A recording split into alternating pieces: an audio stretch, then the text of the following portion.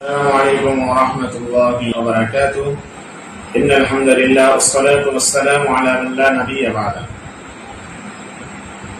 উপস্থিতি আমার আজকে জিলকদের শেষ তারিখ।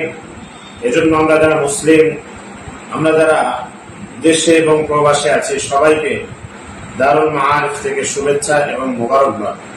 উপস্থিতি আপনারা জানেন, আজকে মাগরিবের সময় হয়তোবা জিলহজের নতুন চাঁদ দেখা যাবে। আমরা দোয়া করব এবং যারা কোরবানি দেননি বা দিবেন, তাদের জন্য রাসূলুল্লাহ সাল্লাল্লাহু আলাইহি ওয়াসাল্লামের পক্ষ থেকে একটা মেসেজ শুনে যান। অবশ্যই এটা শেয়ার করবেন।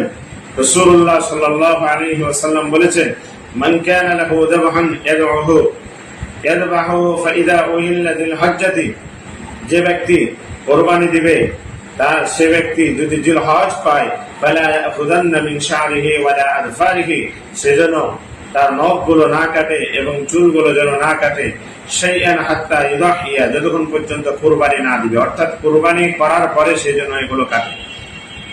মুসলিম শরীফের হাদিস।